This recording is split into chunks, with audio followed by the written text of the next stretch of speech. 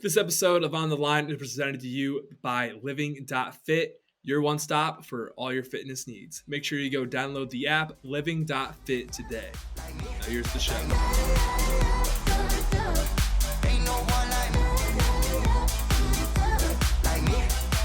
Welcome to On the Line. Today is Tuesday, March 22nd. We got a great show for you guys. We got Jonathan Taylor, the best running back in football. We got Matt Brown, the immortal, on the program. But first and foremost, watch on YouTube. Hit that subscribe button. Listen on Apple, Spotify, Deezer, or any other podcasting platform. Hit that follow.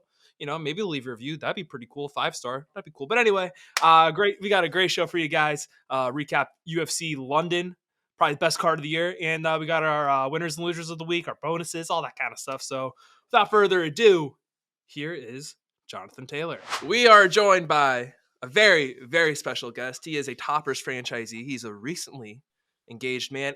But most importantly, he is the Week 11 MVP. We are joined by Jonathan Taylor. My man, how we doing? How are you, man? I appreciate you having me on today. It's fun to be here. I was glad to have you. So you're over here in the kids' room. I got to ask, what was it like to be slimed when you won the MVP?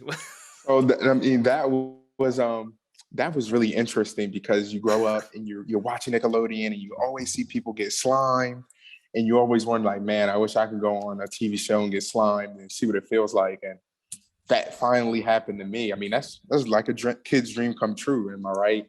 Oh yeah. One thing I can say though, it was a lot less sticky than I thought it would be. I would think that, getting out your hair, stick on your clothes, it kind of just flowed, like wherever it was at, kind of just flowed almost like water, which was insane. Was it warm? Was it cold? It was cool. It was cool. It wasn't cold, but it was like a cool kind of temperature, which, I mean, it's an experience that you never think you're going to have because you just watch it on TV all the time, and then you finally have it happen to you, and it's insane. So it came out of the hair pretty easily. So it wasn't no issues. Came out very easily. Couple scrubs, couple washes, and it was gone. Okay, that was my biggest worry for you. It was like that. It just looks like it was sticking there for a little bit. Did you have any green tint in your hair for a little bit? No green tint. Luckily, it was right after practice. So right after practice, they presented me the award, and then I did a fake interview. I'm thinking that, the Colts production team wants to, just get a couple words of me. What is it feel like winning this award? And the TY comes behind and slimes me. So I hopped right in the shower afterwards. So maybe if I didn't hop right in the shower afterwards. Well, you would have pulled it off. It would have been a look. But anyway, I do. So as we said again before, is you're recently engaged, and I'm just curious. You and your fiance you've been together since high school, but why did she choose to go to Ball State out of every college in America? So number one, of course, that was an opportunity where she played field hockey. So she was a great field hockey player. So that was one of the schools where she had an opportunity to, of course, have some scholarship to go towards that tuition. And, she took a visit there. She enjoyed it. So it's insane now looking back, because at the time I'm at Wisconsin. She's at Ball State. Oh, yeah, we're really close. But then me ended up actually being in Indiana it's kind of funny. Who would have thought when you guys were in Jersey, you're like, yeah, I bet we're going to be in Indiana. We're going to be placed in Indianapolis, Indiana. It's something that we talk about all the time, but I also talk about that to my friends a lot, is you really never know where you're going to end up. Like when you're in high school and some of your friends move away and you're like, yeah, remember John? Remember he moved to Florida and now that's us. They're like, yeah, like JT, he moved, he lives in Indiana now. So I'm that person now that people say moved away. Well, don't you also have a place in Lauderdale and Scottsdale? Yes. I love Scottsdale. I mean, it's amazing. The only thing, there's not a real big water scene there, as far as hitting the beach or something like that. You can get that action, but it is a bit of a drive. But oh my gosh, Fort Lauderdale, it's beautiful weather, great food. It's one of the best places on earth. Do you try to stay away during the spring break time, or do you just not care? No, so during the spring break time, Fort Lauderdale is actually not as bad as people think. It's crowded. It gets crowded, I will say that, but it's not as crazy as Miami. Miami is already crazy. So then you add spring breakers, it's insane. So with Fort Lauderdale, you'll just be dealing with a lot of traffic and just some crowded places, but not so much of the craziness. But it can happen. Okay, so question then. So you like Scottsdale. Are you a big golfer then? Because that's like one of the golf places in the world. I just got into golf this past offseason. So after my rookie year, I just got into golf. It kind of traps you because you're missing, you're shanking, then you finally connect with that first good one, that line drive, and then it just keeps bringing you back again and again and again. Oh, it's like you hit that. It feels like you hit like 2 shots in a row. You're like, holy shit, dude, I could do this professionally. Like, dude, I could be like the next best thing. And then you It send another feels one into the great. woods. Oh my Dude, God, it feels so great. because you play, I know. So you probably play at the golf club of Indiana. Because you guys have to play there for free, right? Yep. Yeah, so I work there. I do like I bartend at like the event center or whatever. So like I know what it's like at that course where it's like you have all those random ass water traps. And so it Oh was like, my. oh my god, there's nothing worse than getting one of those random little ditches of water and losing your ball. Like that's the worst. That's part of the game too, because then once you conquer those things, you're like, okay, I want to go back again and be perfect, and then you just keep going back and back again. I think there's like an ego thing too, where it's like when you're like, all right, I'm not gonna swing the golf club as hard as I can, but then you get up there, you're like, fuck, dude, I want to hit a piss missile. You always got to fight that urge. I mean, especially when I first started, I was like, as long as I connect with it, it's gonna fly. And then you realize, okay, that's not how it works. No, it's not like football. You can go and run someone over, or stiff arm them, or juke them out of their shoes. But let's talk some football. Let's talk some football. You are a football player, pretty good one, if I must say so myself. But there's a lot of buzz around the Colts organization and about this one situation. I think everyone knows what I'm talking about but like, was there ever a more electrifying moment than when Jim Irsay started chanting "We will rock you" in the locker room? So that was really funny. Of course, since it was on Hard Knocks, everyone kind of saw it. Yeah. Everyone was trying to catch his vibe. Like, okay, what is he doing? Okay, that's what we're doing. And then everyone started to join in. But it was amazing. And the one thing is, I feel like we have like the best owner in the NFL. I mean, you just look at how involved he is. I mean, I don't know how many owners you see doing that kind of stuff. And not even forget Hard Knocks. I mean, you see Mr. Irsay, regardless of Hard Knocks. I mean, he's on the Colts page. He's tweeting. I don't know if that's him tweeting or, one of his daughters. I don't know. But, I mean, he is one of the best owners in the NFL. How often is he around the not locker room? Like, how often is he around just like the building, like every day? Oh my gosh, a ton, almost every day. I mean, especially during camp. I mean, he's riding around in golf carts. He's stopping, talking to coaches, talking to players. His daughters are out there as well consistently. I mean, they are super involved as far as getting to know the players, the coaches, everyone that is in that building. And I mean, it's just a first-class organization. And not just because I'm there. I hear that from other vets who come in, who's been other places, and they're like, man, you guys have like a great front office. And before we move on to the season, I do want to point this out too. Like one of the best things about playing for like Indianapolis is like it's not a big market, and usually like the sports writers, for the most part, they're not mean. They're pretty standard. So that's one of the best things, perks about playing in Indy. Like let's say like you're in New York, you have a bad game, they're gonna be telling like trade him, release him, he's terrible, he's trash. Oh Indy, a little more relaxed, like kind of like the Wisconsin vibe. It's a little more relaxed. Definitely, and I will say, you appreciate that because of course it's their job to analyze things and they'll tell it how they see it, and it's not just the Colts are the best thing ever. But like you said, it's not a lot of slang. It's not slander. Oh my gosh, get him out of here. What are the Colts doing? But I love it because they're honest, they're truthful, and they want to see us do well. They're not itching for the first negative thing that happens so that they can put it out all for the world to see. Exactly. Well, there are guys out there. I'm not going to say names, but there are guys in this market that love to do. They're trying to get on the hot takes lists. But let's talk about the season. The beginning of the season, I don't think really it felt like it was a roller coaster season. In the beginning, you have everything from the COVID outbreak, the injuries, Carson Wentz getting 2 ankle sprains, 2 sprains, and then obviously you had a pretty tough schedule to start the year off. At what point of the year did you guys really feel like you were in your groove? I really say probably about week 6. Like you said, the first couple of weeks, of course, everyone's dealing with injuries throughout camp. So we have, Carson, some other players, guys on the line in and out. Season comes around, like you mentioned, Carson, our O-line still. We had few defensive guys that were battling some injuries. So everyone's fighting through that the first couple games of the season, trying to get back, playing healthy as possible. And once I feel like we got healthy, as we could be as a team, we started kind of getting into our mojo, getting into our flow, because everyone is getting those consistent reps together with one another. And I think that's what it is. You want to get better as the year progresses, because you guys are, building that camaraderie, and you're also getting more reps together, which I feel like, we were trending towards throughout the season after the beginning of it. Well, you pretty much were until the last 2 weeks, which we'll some easy with that later. But I do want to ask, have you ever seen anyone sprain 2 ankles before on one play? Nah, man, I talked about this before. I mean, that's insane. I mean, I probably would have been in a wheelchair. I mean, there's no way to rest both ankles without being in a wheelchair. It's in my mind, that's what I'm thinking. It's insane to see how, one, not only that he, wasn't in a wheelchair, wasn't in 2 boots, but 2, he was playing in NFL games. And he wasn't playing bad. He wasn't playing bad. That was the crazy thing. Oh the best players in the world, and you're playing with 2 sprained ankles. And yeah, I have so much respect for Carson. I mean, to be able to go out there, he's one of the toughest players I've ever seen.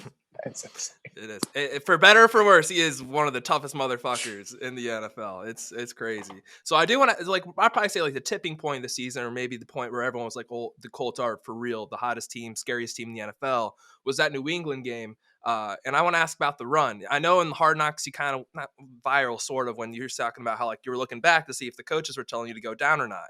Were you able to actually see that? Or are you just seeing people jumping up and down, not really being able to tell if they want you to go down or not? No, so you can see the up and down. Yeah, you can see that. But a lot of times, if somebody wants you to go down, in my mind, when I was running, they won't be jumping up and down. They'll be pointing like, go down, go down. But the only reason why I look is because beforehand, oh my gosh, literally in the huddle right before the play, I'm talking to Jack Doyle. And I'm like, hey, what mode are we in here? And we usually have different code words, like, hey, we're in this mode, letting you know, you break one, or if somebody gets loose, don't score. And half of the guys like, I don't know. I mean, I'm pretty sure we're, not scoring. And some other guys like, no, I think we should. But we didn't get that call in. So sure enough, right after I asked, one goes, and I'm just looking for one. I'm looking for one person like this. And everybody that I saw was jumping up and down like this. So I just kept on going. And I can be playing with that. That's a statement run. That's a statement run. So when you got back to the sidelines, and no one give you shit for not going down, or was it everyone's like, all right, we're good? That's what we wanted.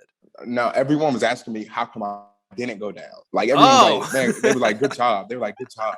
They were like, great job. They're like, what caused you not to go down? And then I told them, I said, I didn't see any of you guys saying go down. And they were like, good run. So, they might have thought that I would have went down, but it was okay if I didn't. So they were like, oh, good job then. What about the head honcho? What did Frank Reich say? Was he just like, did he even come up? What did he say? Was he like, I wanted you to go down, or was he like, I'm cool with it?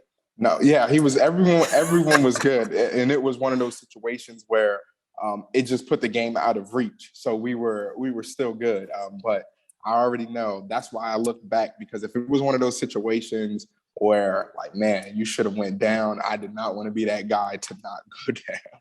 I want to say you also would have if you went down too, for instance, and you would have Nick Chubb did it a couple years ago. You'd have fantasy managers just sending you hate messages all over the spot. Even which those got to be the worst. Those got to be the worst. Isn't it true you've never played? You've never played fantasy football, not even growing up. So I didn't play fantasy football growing up. I didn't know that it was that for real until I got to the league. In college, I knew people played fantasy. I'm like, okay. I had a couple guys on our team in college. They had little fantasy leagues. But once I got here, I didn't realize people are real life bets, money, challenge dares, the bets are for real. They and put real real money, some scary money, on some of these fantasy games. I could never do. I bet, but I can never do that on fantasy. It's too much of a crapshoot. In my mind, and it's insane because every week, I mean, something could come up throughout a week. I mean, anything could come up, and if you forget to move a guy or swap something out, And then now, I mean, I think there was something a while ago. Some guy had to spend 24 hours in McDonald's because he lost a fantasy league. I'm like, this is insane. 24 hours in a McDonald's.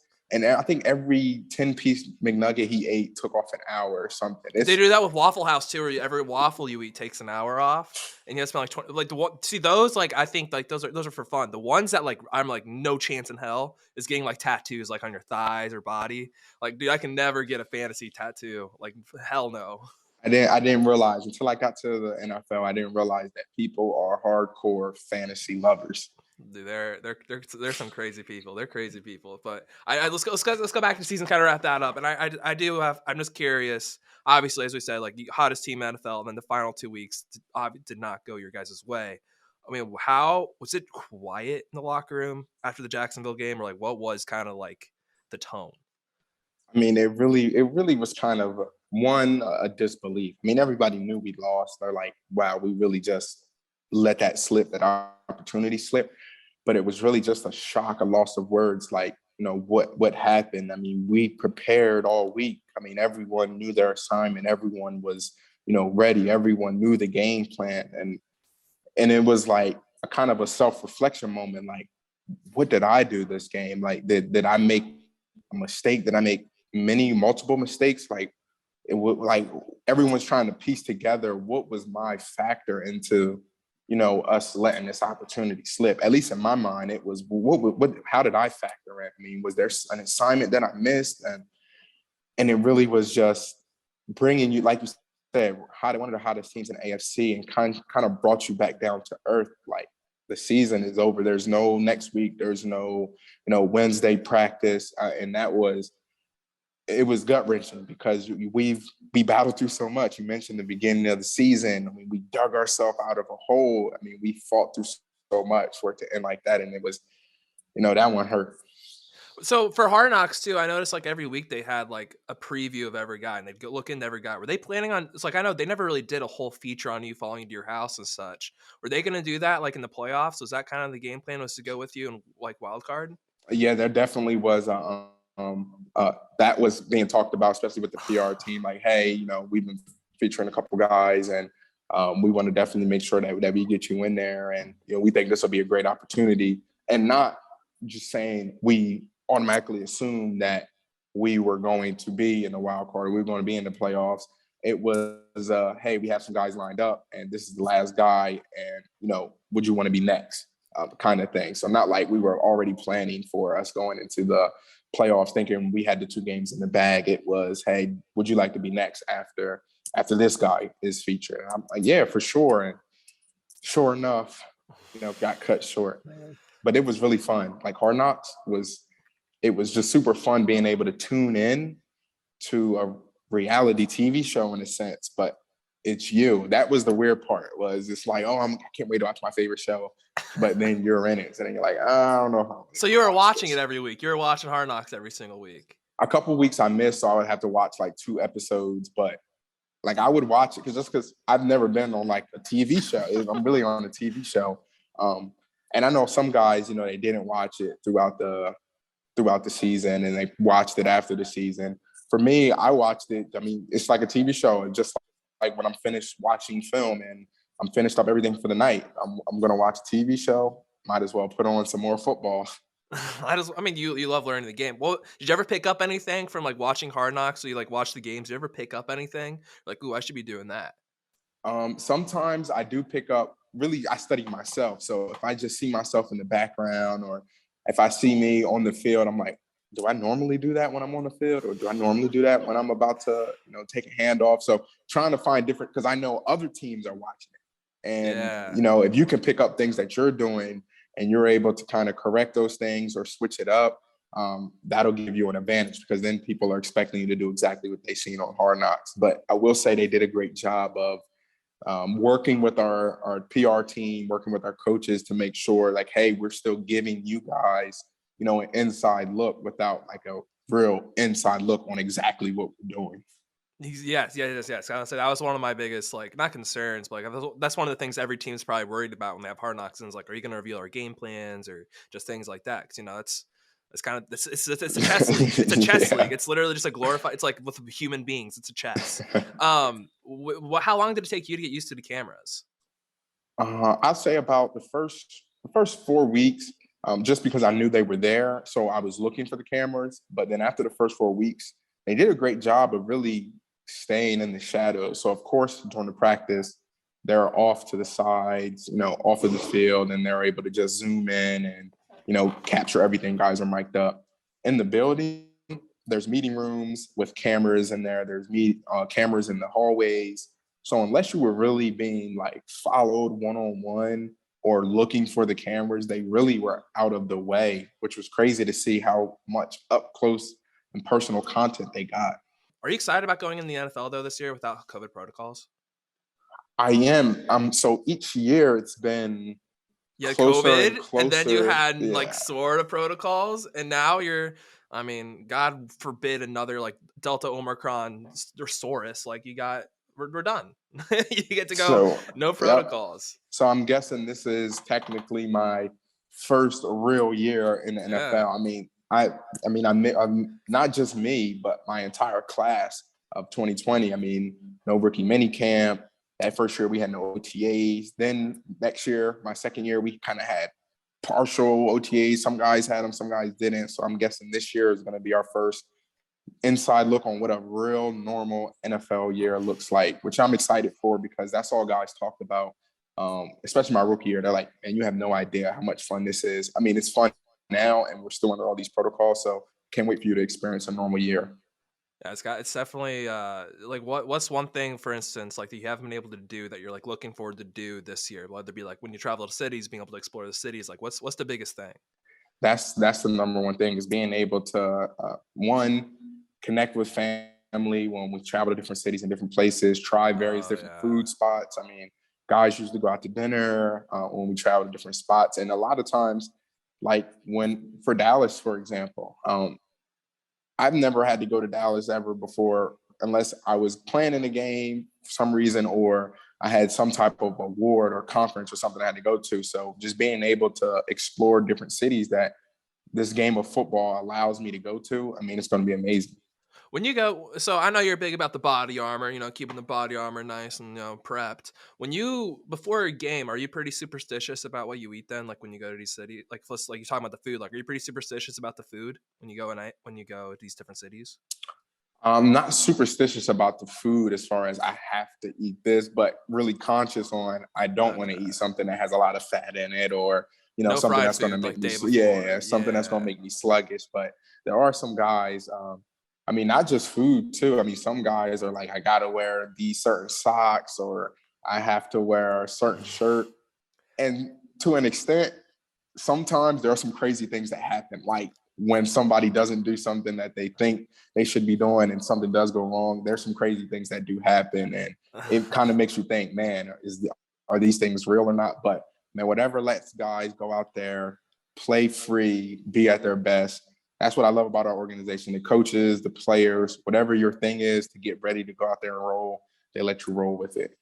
And so it's something about social media I'm curious about, and like it's one of those things where like with Twitter, you can see people's like likes, and this is something that it was like right after the season. Like I'm not trying to shit on Carson. I'm not gonna say anything mean about Carson, but like right after the season, I don't know which game, I don't know where it was right after, but T.Y. Hilton liked the image of like Andrew Luck or whatever, and it kind of went viral. How conscious are you of like what you like do on social media in terms of like that kind of stuff? So like no matter what, it can't be spinned against you. So something like that, like liking something with Andrew Luck, I wouldn't be conscious about that. You look at Ty and Andrew Luck were great friends. Just like They were draft buddies. so, like anything, what would that's his vet, like one of his best friends. So something like that. Of course, people can try to spin it, but as long as like, hey, this is, like I said, one of my best friends. I'm not worried about what anybody say. Like, I don't need to prove myself to the internet that I liked it for a certain reason. But as far as anything else, you always want to be conscious, because once you put anything out, and I learned this at a young age, when you put anything out on the internet, it's there forever. Yes, But it's it something is. as far as liking a picture like that, that's nothing at all. Okay, I figured it was something along those lines, and also the only thing that matters really is like who cares what the outside thinks, like the organization, who's in the organization. That's the only thing that matters. Have you ever met Andrew Luck though? I have not met Andrew Luck yet. No, Really? I feel like no, I've seen him around. I saw a picture of him in the facility. I feel like he would have met you at some point. I haven't met Andrew Luck. I did get to meet Peyton Manning though. He got the he came and talked. He got to talk to the team. That That's was pretty. really That like, yeah. I mean, one of the greatest to play the game. So that was really inspiring and really cool. I mean, freaking Peyton Manning. Who's been, and then also I mean, I'm assuming you've met a bunch of running backs at this point too, like historic running backs. Oh my gosh. Who is like the most starstruck that you were talking to? For one, being as though he was so, I don't want to say close to my era, but I really watched games with him. Before the Buffalo game, I got to meet Marshawn Lynch, which was Yeah. that was insane because, like I mentioned, I actually watched multiple games, not just going back and looking at highlights or different games, like real time. Sat down, got ready for the game, watched Marshawn Lynch play. So that was insane to just see him and see how genuine he is because a lot of people are like, hey, is this how he is in real life versus when he's on the camera? But he's really his genuine self all the time. So that was awesome. Did you have a bag of Skittles? I don't know if he had a bag of Skittles because I was walking out to the tunnel. I was walking out the tunnel like for the game. Not Oh, even that's for warm-up. right. Yeah, I saw that video of you guys. Yeah. So it was kind of like I'm locked in, ready for the game. Marshawn Lynch is talking to me, so I don't even know. All I know is he said, "Go out there and go crazy." I don't even know what else he said. That was really cool. Was it? And then obviously, I mean, like I know, have you met Edgerrin James yet? I know he sent you a video for breaking the record. Gosh, that was amazing. So like I've never had someone like send a video and me watch the video while the game is still going on. And I got to thank him for that too, because that was really, really cool for him to be able to send that video and to be able to put that on display while we're in the middle of the game. I've never experienced that before. So I thanked him for that. And then he was also on the field for another game. I got to chop it up with him before the game, me and Naheem. So that was awesome to just be able to, I mean, Hall of Famer, shoot, Hall of Famer, one of the greatest Colts to ever do it. So to be able to pick his brain and ask him a few things was really awesome. I do have to ask one question about this quarterback situation, and like I know it sucks. You're in your third quarterback in 3 years. For you though, is it frustrating for that, or is it also like they're trying to take advantage of my rookie contract before I get a bag? I mean, the quarterback situation is imperative. If you think about it, you have to make sure that the quarterback position is set. So for me, I mean, first year I'm with freaking Phillip Rivers. Like, this crazy thing is, since I've gotten into the league, it's been nothing but craziness. Pandemic. I'm playing with future Hall of Famer Phillip Rivers. I'm meeting Hall of Famers. I mean, this is insane. So then, boom, playing with Carson. I mean, a guy who's played in an NFL game with 2 sprained ankles. I mean, he's freaking insane. So being able to, I don't know what's next. I don't know what can happen next because like I said, it's been nothing but craziness.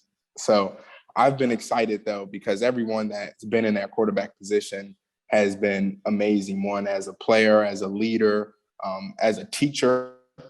I mean, Phillip has taught me so much, especially with me coming in with the COVID year. So not having those on-field reps, felt like that was meant to happen for me to have a Hall of Fame quarterback, in the holding the reins the first year. And then Carson just being able to help get me a little more savvy in the passing game. I mean, if you look at it, I mean, a lot of times, just Carson is telling me different things like, hey, you can speed up on this one, or, you can take your time on this one on developing your route. So I don't know what's going to happen next. I think, what is it, the 16th? When is it, the 16th or the 15th? Which this will be coming out after that. Yeah, so 15th or 16th, we have free agency opening. So I don't know what's going to happen there. Chris Ballard is a master chess. He's a chess player. You never know what he's going to do. He makes his moves methodically. So we'll see what happens. Can only trust him. He knows what he's doing. That's how I always look at it. He knows what he's doing. That's all you can do. Traded up for you. Like, that worked. I mean, Wisconsin guy. It's interesting because I was his first Wisconsin guy that he's taken, he said. So Definitely wanted to make sure that I did a great job because I got a lot of my guys back in Wisconsin that I know would love this organization. So just want to make sure I set a good example. Oh yeah, gosh, I love the Badgers. Hopefully, who knows? Maybe they can bring in Braylon Allen, you and Braylon Allen, and then Hines too. Naheem, man, that would be that trio. You could just do a Braylon, backfield. You could do a backfield of like you have like you'd have like Naheem in the backfield, like as the quarterback. Then you have you and Braylon Allen on the other sides. Like, who's gonna stop that? man, Braylon is a beast. The guy, he's finally turned 18, but at 17 years old, he's terrorizing Big Ten defenses. At 7, he's supposed to be a senior in high school at that time. That's ridiculous. That's unreal. It's unreal. It's like, remember Jason Tatum when he was like playing in the Celtics? Like, he's only Oh, 18. Now they can do that with Braylon Allen. He's only 18.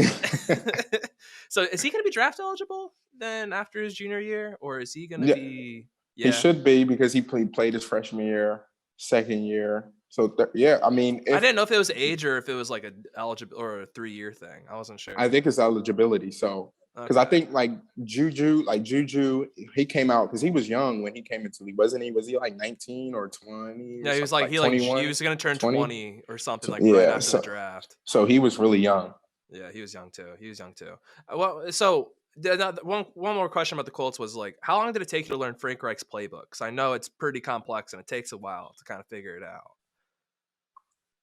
I would say it took a little bit. One, because we weren't able to be there, so everything was on Zoom virtually.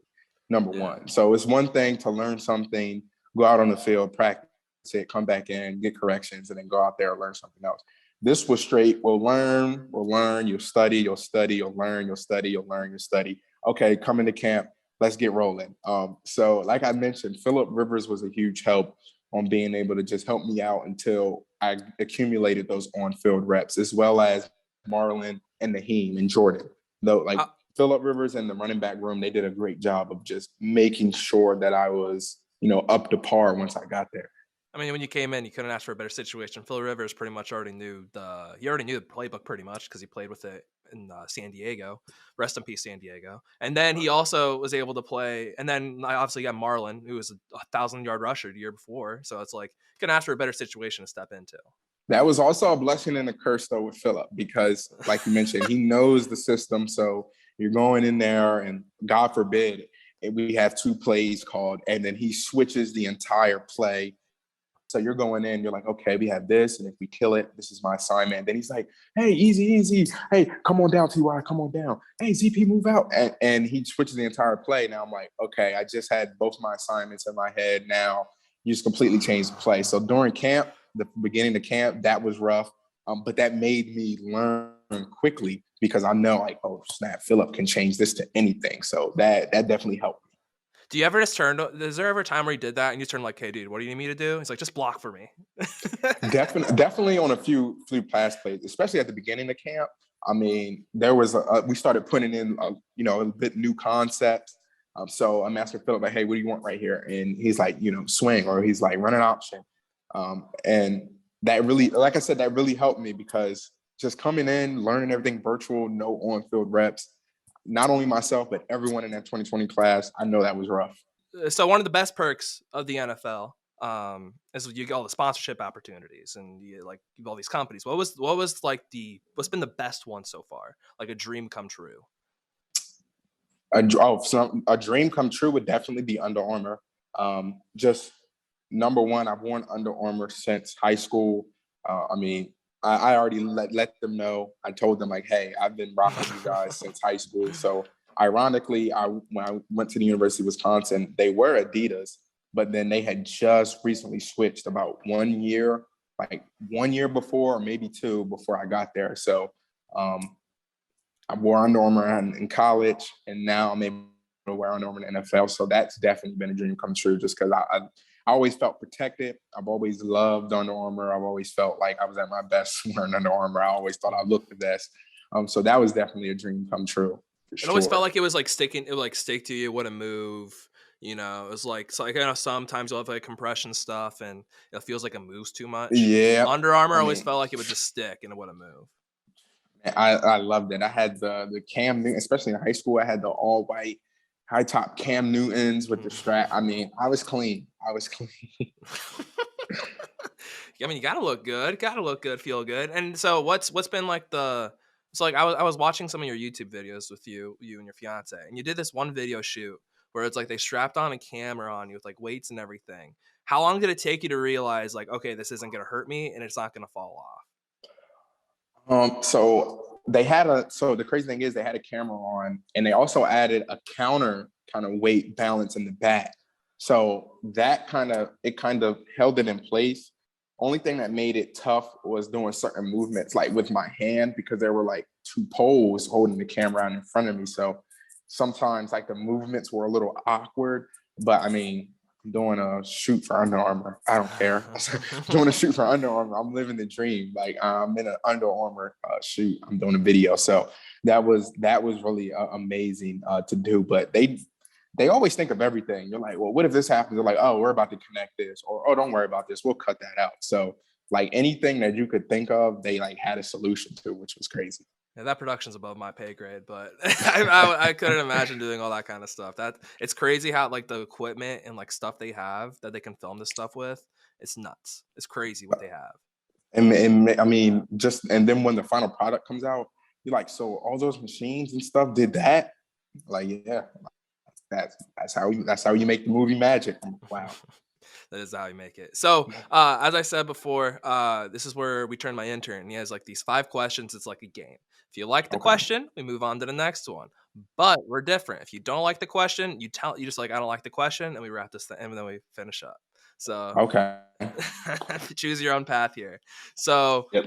Harrison, go ahead and let's go on and get into this thing. All right. So, being from Jersey and living in Indiana, you've driven on many different highways. You know, most notoriously the Jersey Turnpike and the I-65. So, my question is: would you rather be stuck on the Turnpike in peak shore season, or stuck on I-65 during peak construction season? The crazy thing is, I have to do 65 because for some reason, no matter how much traffic it says, like I put my destination in on my phone, and I may see yellow and red, I still always get home or get to the facility and wherever I need to be in a great amount of time. For some reason, I don't know what it is. And while you're in it, you're like, man, this is moving slow. But it is definitely faster than the turnpike for 100%. Indy traffic's not like that. Just like not like the East Coast traffic. It is a whole different animal. Gosh, that's a beast. I'd be on the team bus. We'd be like heading up to North Jersey or something, and we just get stuck in traffic. And it's just like, God, come on, man. You might as well call and say, hey, I'm going to be an hour, 45 minutes late. It's no fun. It's the worst. All right, but moving on to question 2. So now that Carson is a Commander, if you could pick any quarterback from NFL history at their prime to play for the Colts this season, who are you taking and why? Any quarterback to play, well,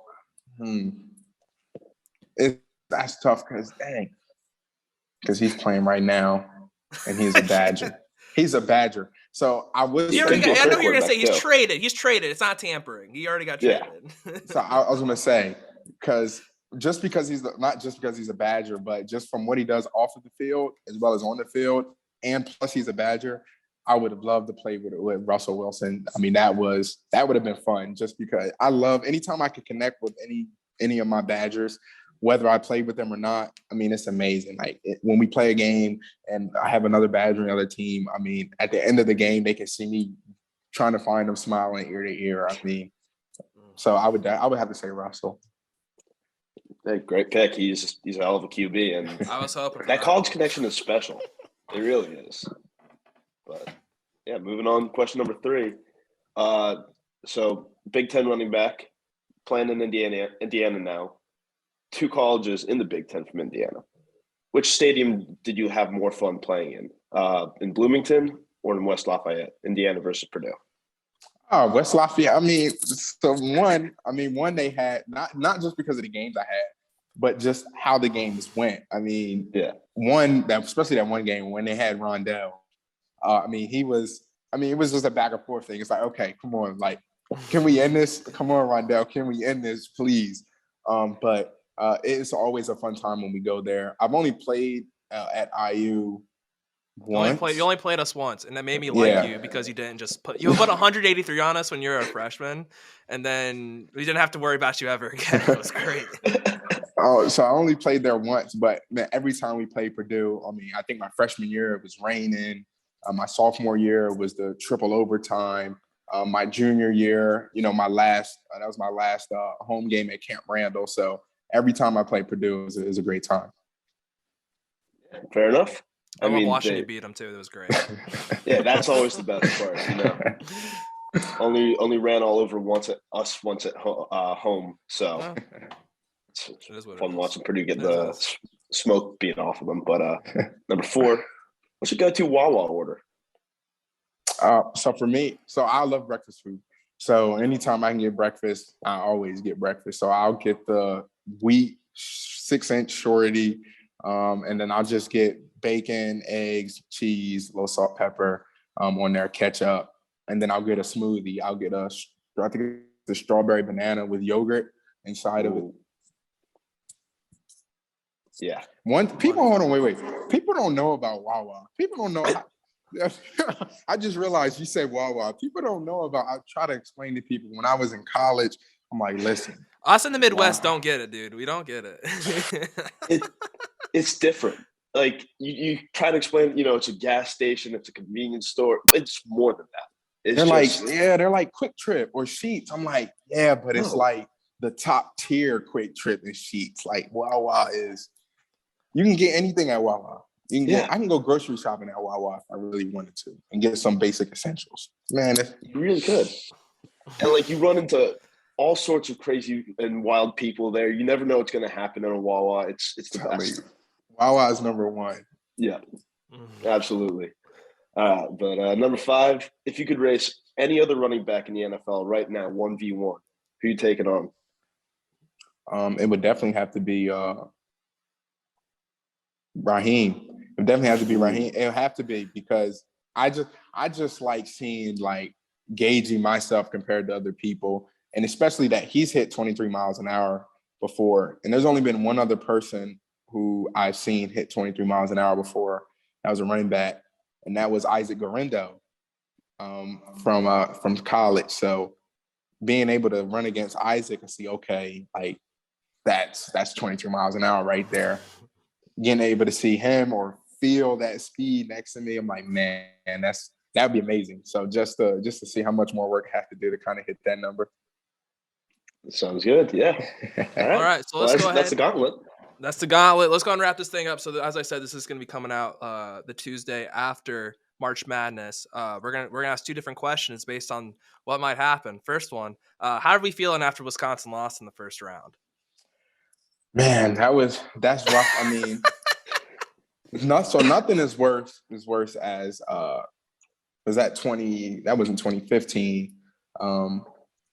That heartbreaking loss. That one was I was telling everybody, man, we're winning the whole thing. We're winning the whole thing. Frank the Tank, you can't stop. That one, it almost hurt that much. It almost hurt that much because it's like you feel like, dang, we really didn't get a chance to go make our run and showcase. And I know we could. I know we had the guys, but that one really hurt. How do you feel about this year? How do you feel about this team this year? I feel like it was really, really being able to fight through some adversity. Of course, you always have to fight through some adversity, but really being able to come together. So Brad Davison was there when I was there. So being able He's there also before you were there too. So. Yeah. So being able to watch him, being able to continue to watch him, that's someone who I connected with a bunch while I was in school. Being able to see him over the course of these past 2 years, just continue to grow into that leader, that staple piece, that solid rock on the team, I feel like has been really essential and vital to their success that they've been having. So being able to watch that has been fun. All right. So without further ado, man, appreciate you coming on. Go check out Toppers wherever you're at, franchisee. The Toppers. Check out the Toppers. If you're gonna is there a JT special yet at the Toppers menu? We're working on that right now. The only thing that we had put out so far was my combo, which is I love pepperoni pizza. I mean, I'm a simple guy. Not as simple as just regular cheese pizza. My fiance, she loves cheese pizza, like just plain cheese pizza. I need a pepperoni slice of pizza, and then I need boneless garlic Parmesan wings from Toppers. So that's the only thing we put out so far, but we're definitely working on like a special, like a JT special. I don't know. Maybe put the garlic parm on the. I don't know. I'm not saying anything. We're in the shoe lab. shape. Yeah. Oh, horse-shaped pizza. Ooh, the Colts special. Ooh, I like that. So we'll see. I'll spit an idea. I'll speak as my former fat self. No big deal. Used to be pretty big guy. You could do like the shredded chicken and do like the base is like the garlic parmesan, and then you put like a ranch or whatever dipping sauce on top. I never thought of it like that or that at all. That's crazy. Yeah, there you go. I might have to go get just a few things and just try to make that first. Do you ever just go in the kitchen and do like, hey, can you guys make me something real quick? Like, I don't see. I'm not that kind of guy. I don't try to just go in there. I'll say, hey, I'll still order and say, hey, can I get this? I won't just bust the doors down the back of the kitchen like, hey, I need this right now. Right now, I need 10 of these. I need 10 pizzas right now. But I mean, anytime I go in there, I'm taken care of, and I mean, it's amazing. I don't go there too much unless it's the off season. That's what I was gonna say. That's what I was gonna say next. You gotta check the body armor. Unless it's the beginning of the off season, like we just got off of the season, then I can go on a little run. But I try to space it out. Gotta space it out a little bit. I was gonna say, it's like, I know this is the last thing. It's like one of my friends in college, he knew someone who worked at the Domino's, and he would like get an order of Chick-fil-A and just go over there and make him like a Chick-fil-A pizza. I was wondering if maybe you did something similar, like, hey, you guys like, if I bring something, can you guys make it for me? But never thought. See, I don't want to taint the good Toppers pizza. I don't want to taint it with any other restaurant. No outside. Yeah. I can't do that. Not at all. Gotta respect the purity. The purity of Toppers. Have to. All right, man. So go check out Toppers. Check out JT on social media. He's gonna kick ass this next upcoming season. So that's us. See you guys. That was a great interview with our boy JT. Crazy we filmed this like a couple days before like Matt Ryan was even available, so that was kind of crazy. But anyway, I just want to take a quick break to once again thank the sponsor of the show, Living.Fit. Living.Fit is a health and wellness company that helps you achieve all your goals, from building muscle, losing fat, or maybe trying something new. Not only are there workout programs, but they can help build out your nutrition and build out your home gym. For all my personal trainers out there looking to get certified in battle rope and kettlebell movements, they're the place to be. So make sure you go visit the website or download the app Living.Fit today. Now here is Matt Brown. We are joined by a very special guest. He is the coffee entrepreneur of the UFC. We are joined by the immortal Matt Brown. My man, how we doing? Very good, bro. Thanks for having me on. Love having you on. So, as I said, the coffee game. How's the coffee game going? Like any businessman, it's a grind, but it's going well. It's a lot of fun, man. You get to meet a lot of people, and I'm a minority owner in the business. Boy, I've learned a lot about coffee in the past few years, man. My business partner, he's got so much knowledge about coffee. It's insane. Do you drink it before you fight? Like right before you go out to the fight, where you like chug a cup of coffee, or like do you not do anything like that before a fight? No, I don't drink before a fight. What do you do before a fight then to get you all amped up? Or like, what is it other than obviously warm up shit like that? But like, is there anything you do like kind of weird before, or is it just warm up going out there? It ain't hard to get amped up, man, when you step in a cage in front of 20,000 people and a guy wants to murder you on the other side of the cage, Yeah, no kidding. And I know you're like a 10-minute drive, like you live like 10 minutes away from the stadium. And I know like when you're on Ariel's show, like you still haven't decided, are you going to stay in the hotel or are you going to stay at home and then travel on over to the stadium? I don't know. Again, I'll just kind of play it by ear, man. I'll see, like, I'll go down to the hotel. I got to do some media stuff and do some stuff with, check in at the UFC and everything. And I just kind of feel it out, man. Play it by ear. Like, I'm not really like, one of the things I do a little different now. One things I'm big on, like on fight week now, is like, it's my week. I can do whatever the fuck I want, man. Like I don't set myself. I don't box myself into anything on fight week, man. All week, I just do whatever I want. It's my week. And I'll play it by ear. Same as like you're asking what I do before I walk out or when I'm in the back, whatever. Like I don't really have a set routine. I play it by ear, and it's like whatever I feel like doing, that's what I do. Love to hear it. And I feel like your confidence has to be sky high. I mean, that's probably, especially after that knockout, it's kind of similar to the Diego Sanchez knockout. I mean, the confidence has to be about that coming off one like that. The confidence has to be sky high going into this weekend. Yeah, every fight's different, man. So I always stay pretty confident, and yeah, so that's all you can ask for, man. You can't. I don't think you can really. I think it's a mistake to look at like your past performances and be like, hey, I feel great because that's what I did last time. Like, no, you got to do it again, man. It's going to be different this time. That guy's going to be watching what you did last time, and he's going to try to prevent it. So, it's a new day. It's a new fight. So you got to be ready for this one. Do you think like the old man strength has anything to do with like the violence of these past couple knockouts? Maybe. I don't know about old man strength. Maybe there's something there. There might be something to that. But I think it's more just my timing and my comfort in there is getting better, and I'm just seeing things better. And I think maybe like old man wisdom more so than old man strength.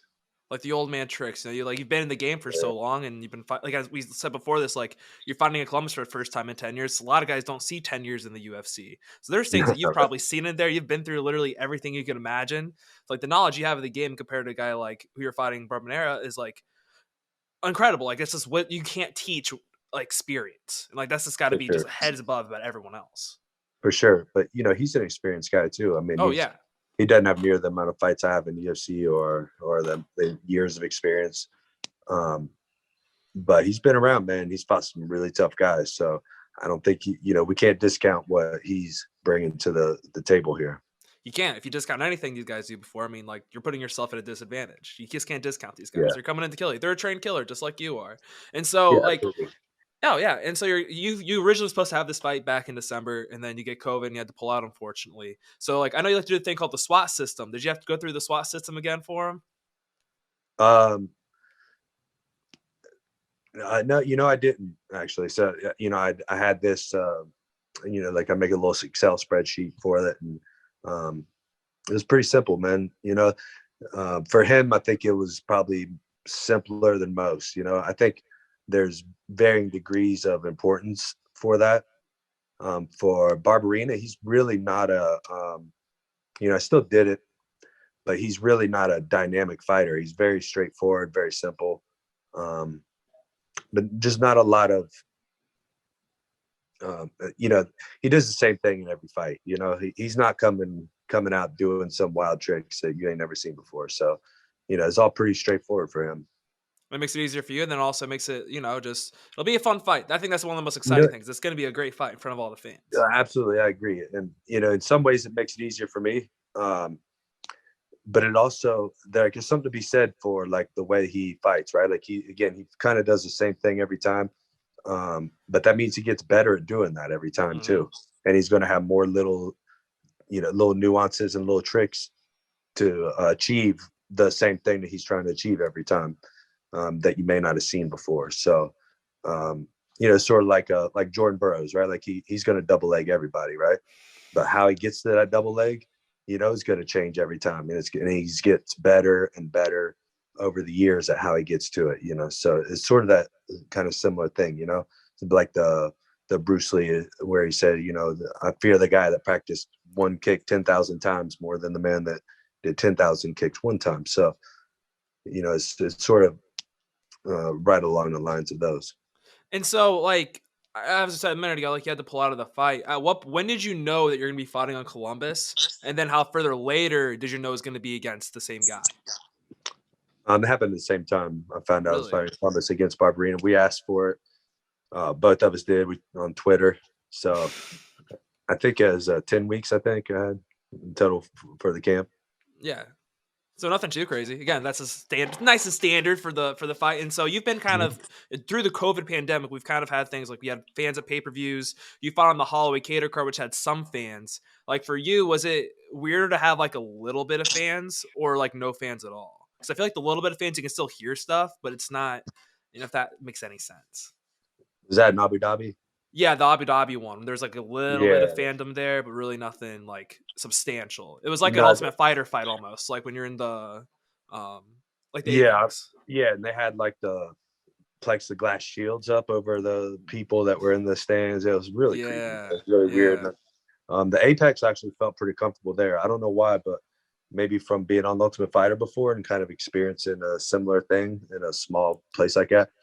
In Abu Dhabi and in Jacksonville, when I fought in both of those, it was very weird for me being in a gigantic arena and just not seeing or hearing people, especially in Jacksonville because there was no one there. I've heard that Abu was just Dhabi cryptic. It was just like cryptic to be in is cryptic. Jacksonville. Yeah, that's exactly Yeah. right. That's exactly how I'd say it. And it threw me off a little bit, man. Yeah. That's just the way it is. You gotta get used to it. It's a fight game. You're just going into a cage. It's just the way you gotta think about it. And you get to go in front of fans, your hometown fans. And I gotta ask about this. So I know like everyone asks about retirement. I'm not gonna ask about retirement, but I know last time you fought, you tied Derek Lewis for the most knockouts in UFC history. He took the mantle again. I know you like the stats. Is there a certain stat you're looking at, that like number you're gonna hit, that you want to hit in terms of like a knockouts, finishes, fights? Like is there stats you're looking at? You're like, I'm not gonna retire until I hit this number. That's the one I want. The main. Yeah. I mean, I want to, especially like to have first place over a guy like Derek Lewis. For one, he's a heavyweight, which is obviously like going to be more knockouts. To do it in the welterweight division versus the heavyweight division, I think is a lot more difficult. So if I can beat him, I'd be really happy with that. It doesn't mean I would retire. I'd like to beat him by 5 or 10 knockouts, but just gotta outlast him. Just gotta find a way to outlast him. Yeah, we're just kind of play it by ear, man. Like I fight one fight at a time, man, and I'll take it from there. Exactly. I mean, also worst case scenario though, you get like the welterweight knockout like record, but like no one will ever touch that. As we said, like heavyweights, I don't want to say asterisk, but it's a little asterisk. They're big boys. They're gonna be throwing hands. They knock each other out. Harder. Yeah, I'm pretty they sure hit I a have little the bit harder. knockout record already. Yeah, you do. You do. I think you also have the most for the division. You're tied with Silva and Belfort, I think, or something like that. Yeah, something like that. Yeah, something like that. But if you have those, because you can get, but the overall record, to have it over a heavyweight, like that's pretty damn substantial. Yeah, it's hard to do, man. So hopefully Derek Lewis will retire pretty soon. So, or tough fights you can't get knockouts or something. I don't know. Give him more wrestlers. Just give him some more wrestlers. You can just take him down. Just like keep him away. Just 3-rounders. Give him less time, even though he never really needs it. But well, he knocked out Curtis Blades to beat the record. So, but then he got knocked out by Tai Tuivasa. So who knows? Again, it's a game. You just don't know what's gonna happen. But maybe we'll catch up. Maybe you'll tie him again. We'll see. Don't want to say anything too early. But I have a question. So you have now. First off, you're one of the nicest guys. Like it's just to be said. We also have like the resting like murder face / like bitch face for a guy. You know what I'm talking about? Where like it looks like, dude, that guy's scary as hell. But if you talk to him, you're like, oh, he's just a nice guy. What's like the weirdest compliment you've ever gotten like that? Maybe that there. Really? Yeah, I don't know. I mean, I don't even know. I don't really remember compliments a lot. I mean, maybe like my girl, she compliments me all the time. So I don't know. Maybe not weird, I guess. So. Nothing comes to mind, to be honest. I didn't want to say bitch face because like bitch face is like that's not like to call a guy like wrestling bitch face. Like I've never heard anyone say that. And so like I had to like Google it. I'm like, what do you even say for a guy? And someone I saw like murder face. Like fuck it, let's just say it. I don't know. I'll take that. I'll take that as a bitch face. Yeah, exactly. I think it sounds a little harder too, just a little bit harder. And so I know another thing, this no retirement, but like Jim Miller's goal is to do UFC 100, 200, 300. You're at UFC 89. You've been UFC 189. I don't know, maybe UFC 280, 290. You kind of keep going up that little trend. I like it. I didn't even know that or think about that. Yeah. I think was I UFC 89 because I think my debut was 88. Yeah, it was 88. You might have been at 89. But I was hoping you're at UFC 188 so we could have like the coherency. So I don't know, you could do like 88, 189, then like 290. What are we at now? Like 270 something? 273. Yeah. Not too far away.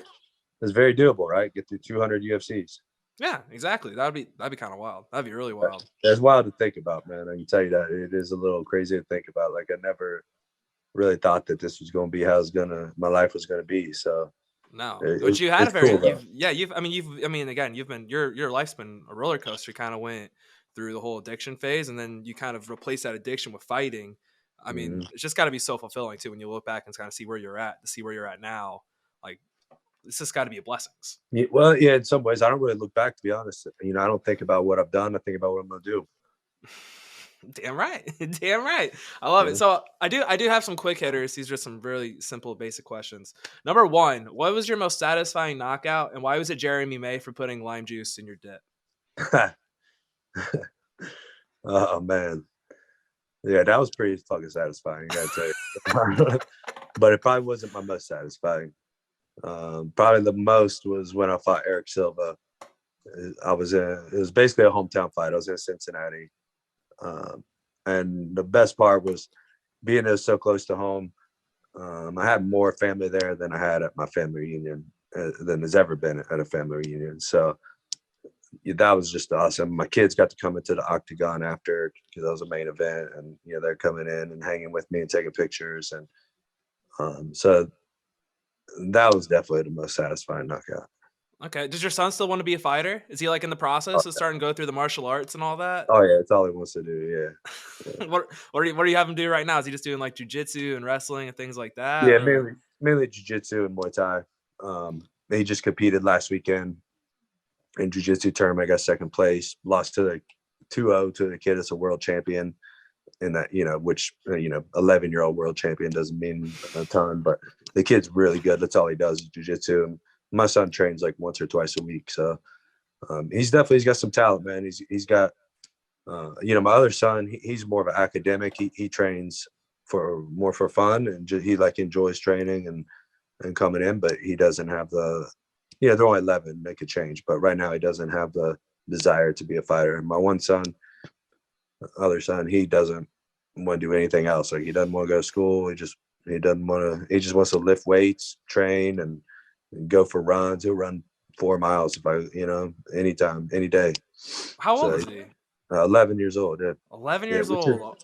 it's like that'd be like one of us running like 6 miles, with his short legs. So, he's a killer, man. He got good cardio, and got some good training partners. We got a lot of kids in my gym, so we see the next generation coming up, man. Well, if you were to go, like, obviously you can't go back in time and change anything, but like, and you kind of get to do this with your son. Like, if you were to start with one of like the martial art backgrounds, like, what would you start? Would it be jujitsu? If you want to be a fighter, Yeah, if you want to be, if you're like training to become a mixed martial artist, like, what would be the martial art you would like start and kind of be like the base? wrestling, no doubt. Yeah.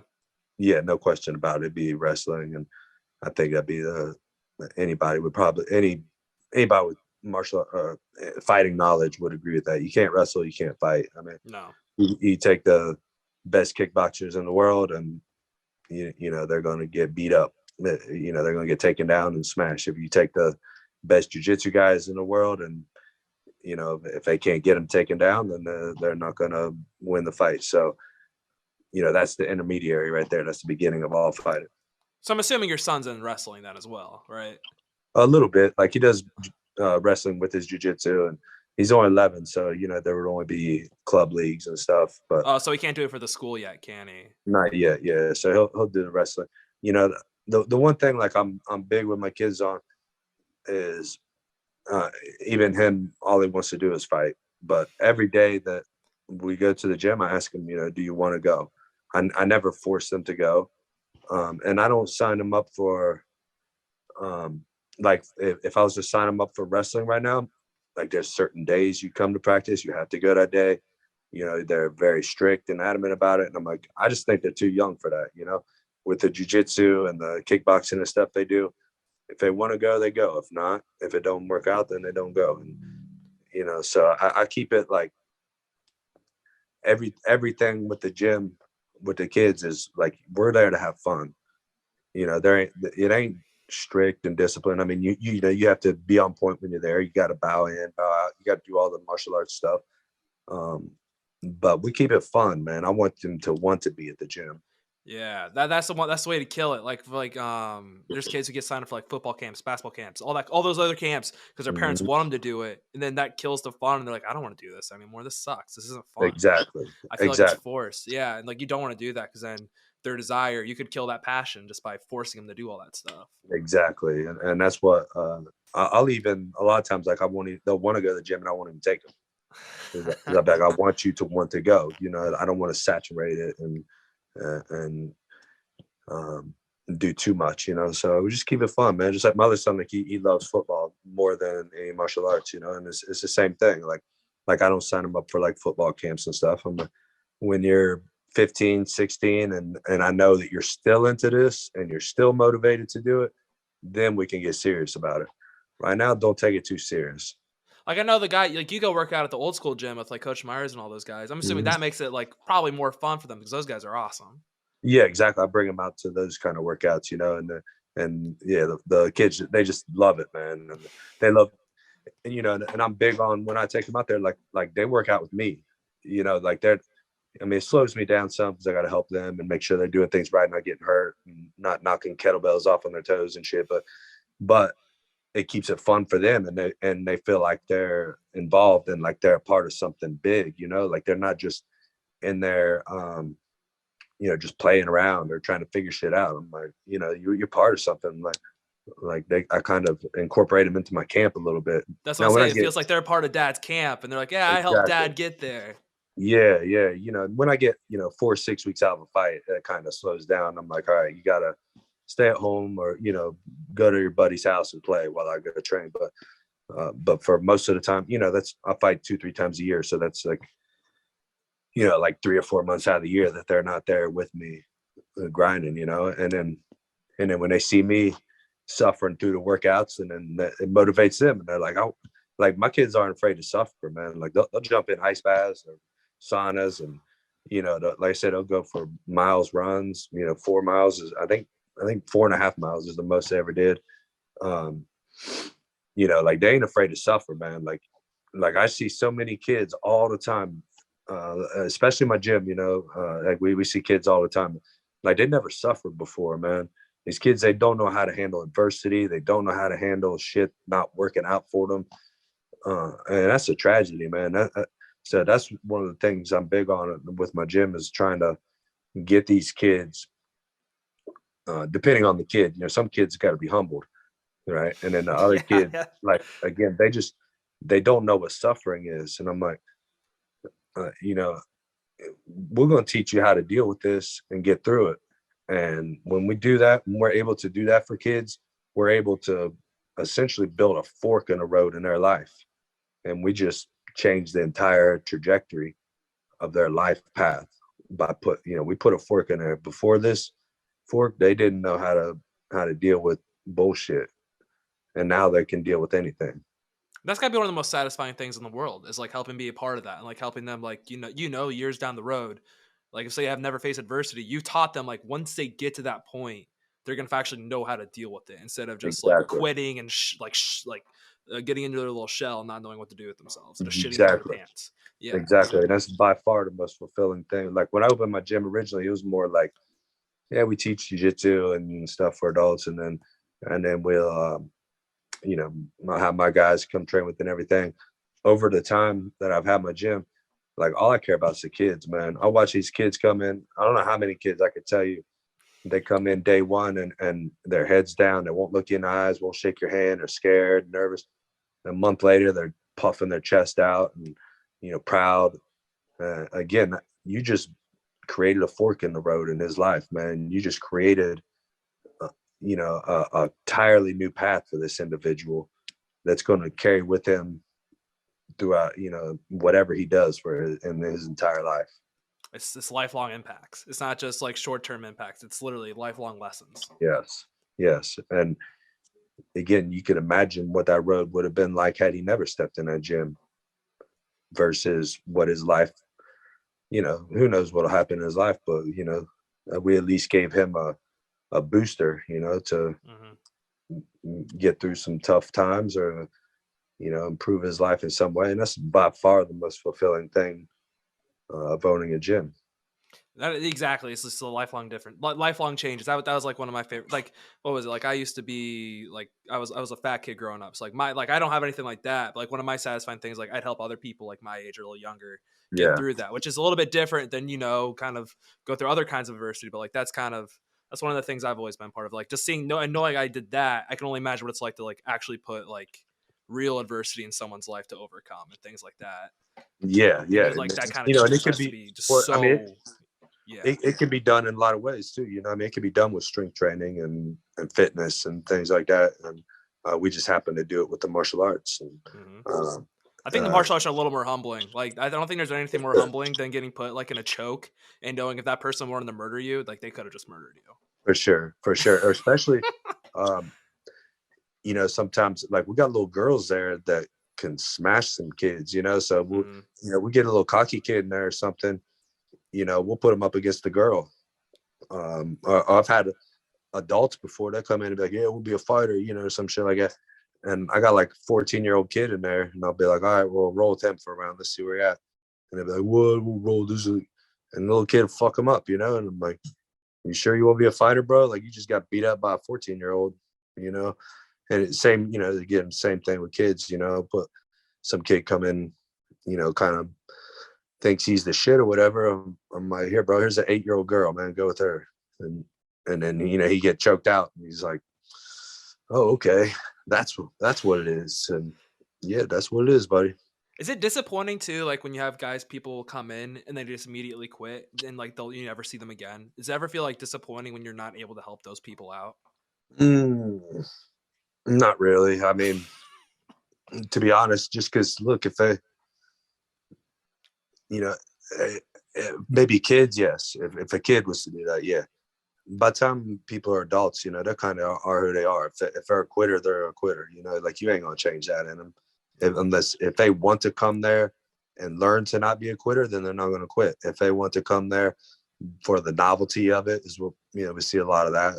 People maybe just want to shake my hand or be around some tough guys or talk, all kinds of different things. And if that's their motivation, then yeah, they're gonna quit. And it doesn't disappoint me. I'm like, well, again, you're an adult, that's your choice. So, and again, if I see that in a kid, that might disappoint me a little bit, but not an adult. So then you kind of said that how many on a given week, how many people would you say just come in just for like the novelty of it and then just never do it again? Like, or not like in terms of like, they just don't want to deal with the adversity.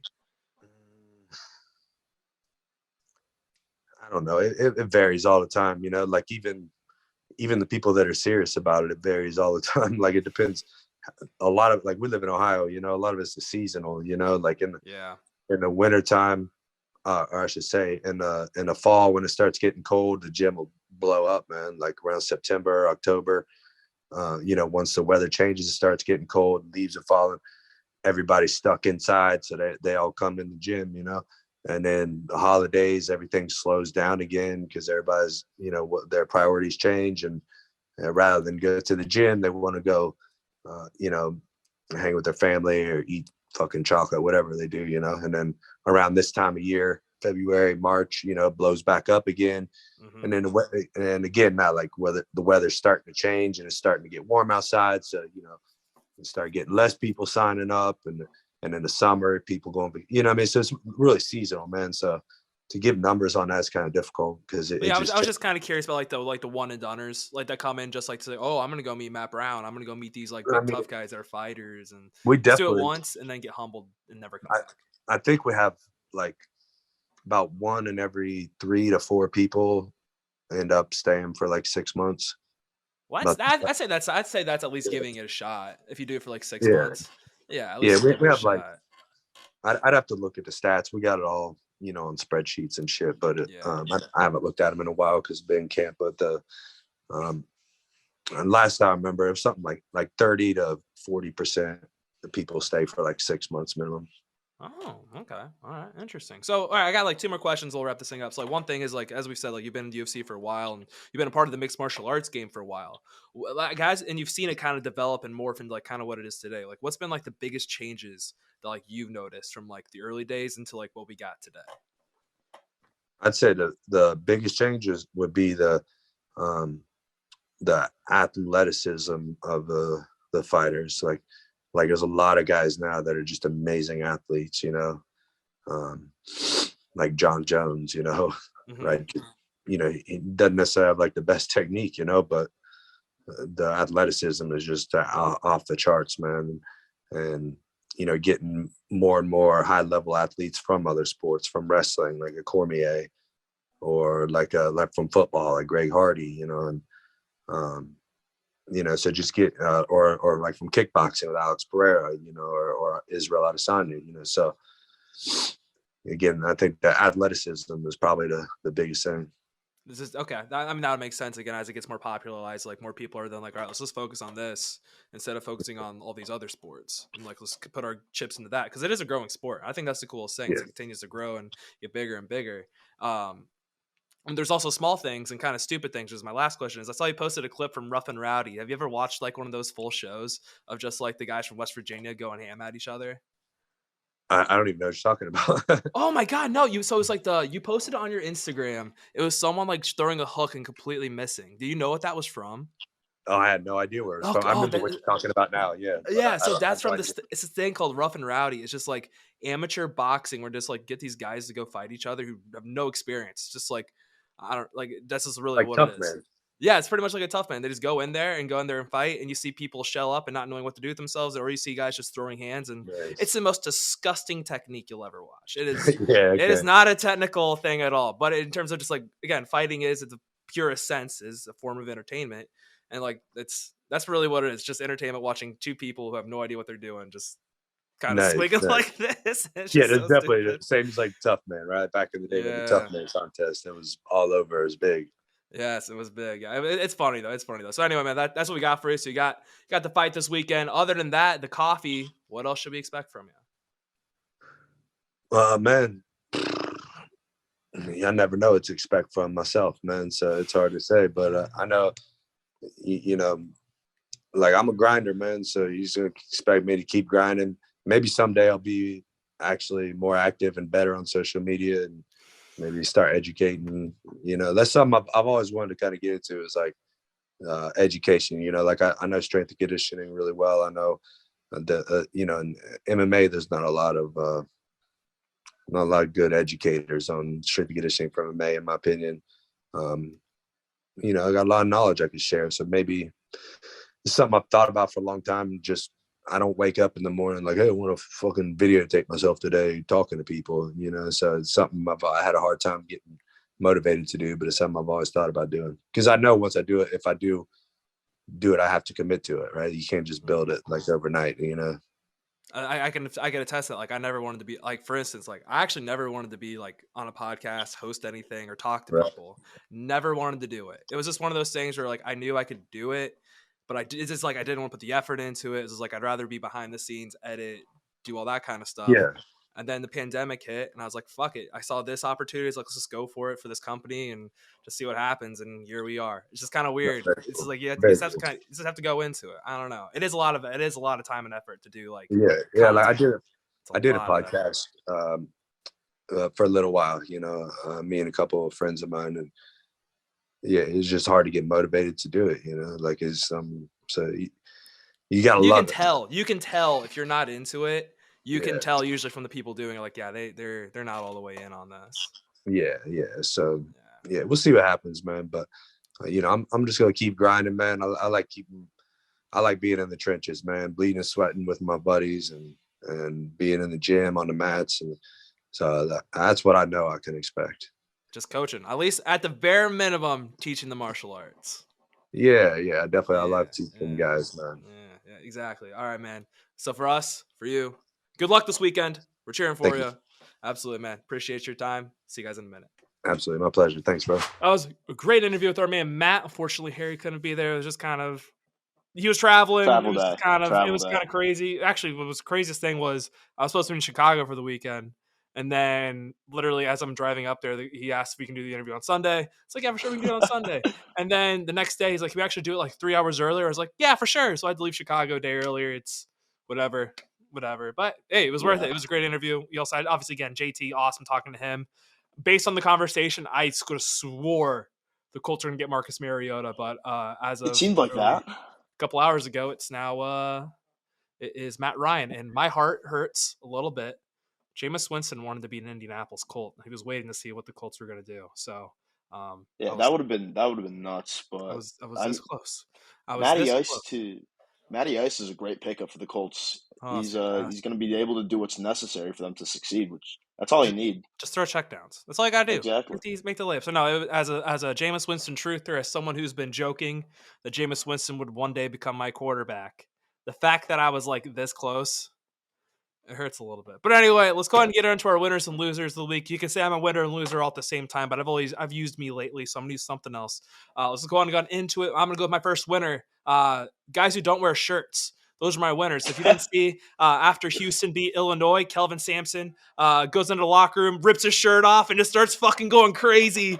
If you haven't As he seen should. if you haven't seen the video, it's just so goofy. He looks like an inflatable, like one of those inflatable guys when he's like waving his arms. Yeah. It's priceless. I love Kelvin Sampson, former Hoosier coach. You know, got suspended for stuff that doesn't happen anymore. But anyway, not wearing a shirt, it's in. We're back. We're in March. We're about to be in spring break. It is spring break season. Shirts are off. Shirts are off season. That's my winner. Is guys who don't wear shirts. So Hats off, buddy. Your first winner. Yeah, my first winner is Cinderella Stories because St. Peter's is on a heater right now. And as someone who lived his first few years of life in Jersey City, I gotta say, St. Peter's doing us proud. It's been so fun to watch, and I hope they beat the shit out of Purdue because that would just be poetic justice. Well, I think it would hurt more if they make it to another Elite Eight than lose. But no, I would also like St. Peter's, but I'm not getting my hopes up. I think Purdue is going to fucking steamroll them. Yeah, I agree, but still, hell of a run out of the Peacocks. It is a hell of a run out of the Cocks. The Cocks are yes, sir. Cocks are in the 16. They're in the Sweet 16, which moves me to my haters. I mean, my loser is haters. Haters are losers this weekend. If you watch college basketball and are not a fan of Michigan, you probably hate Michigan. You probably hate their program. You probably hate the fact they're in the tournament. You hate the fact that they're now in the Sweet 16. You hate the Juwan Howard media train. I don't know what the fuck happened. All of a sudden, he's a victim for throwing a punch at a coach, and he's a victim because we said that's irrational. And the fact that the year before he tried to fight another coach, but all of us haters out there, we're in the dumps. And not even just in college basketball are the haters hurting, but in UFC, the haters are hurting. Patty Pimblett got another victory. Molly McCann got a win this past weekend and got a belt after she knocked him out, which is crazy to think about, which we'll get into later. But the haters all over the place, losing all over the place. So haters had a really tough weekend and week as a whole. You know that the haters going to bounce back somehow, though. It always happens. The only win for the haters was Kentucky losing early, just because Kentucky is so polarizing. But other than that, man, the haters are having a tough weekend. So Harrison, your first loser. Well, speaking of that, my first loser is Kentucky, the whole state, because first of all, Kentucky flamed out of the tournament. Then Murray State goes down to the same people who beat Kentucky, and it's just that whole state, a state that is crazy about basketball, is just in the dumps, and they just get to hold this L for the week and for the rest of March Madness, pretty much. But yeah. Hold on to that. You could also say that a loser is also Blue Bloods. Blue Bloods are all over the place. Definitely. There's only a couple holding strong for us Blue Bloods out there. IU is a Blue Blood. Get over it. But anyway, let's get into my last winner, Hype Trains. This is UFC focused, but every Hype Train one, whether it be Patty Pimblett, Jack Shore, Leah Tapuria, literally every, and Tom Aspinall you can include in that. Every Hype Train won this past weekend. They're rolling. The train keeps moving. And none of them really derailed this past weekend. So Hype Train's big winner this weekend. All right, yeah.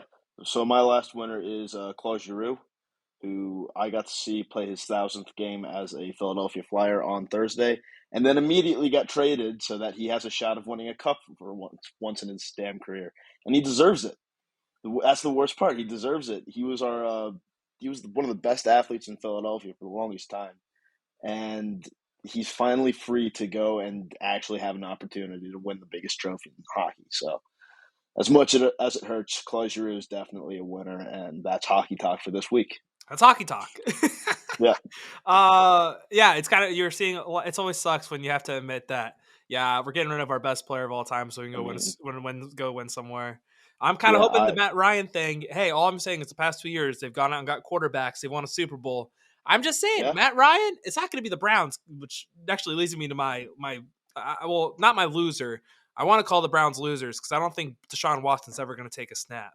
But my big loser, which I'll get into in a second, my big loser is DJ Khaled for getting canceled. He does not like non-binary people. If you don't know what I'm talking about, I saw that. I have the picture right now. It's currently being posted, but if you didn't see it, he literally has a coat opening up and it says a big like "Do not they sign." So if you haven't seen that picture, it's a major key to not like get that out there. So DJ Khaled, he is canceled. He is my big loser this weekend. But yeah, DJ Khaled canceled. Harrison, your last loser. So funny, the way you led into that was pretty funny because I thought for a second you were going to say my biggest loser of the week, who was Baker Mayfield. Because, I mean, he gets drafted by the Browns, 6 years ago now, thinking that he's going to be the main man forever there.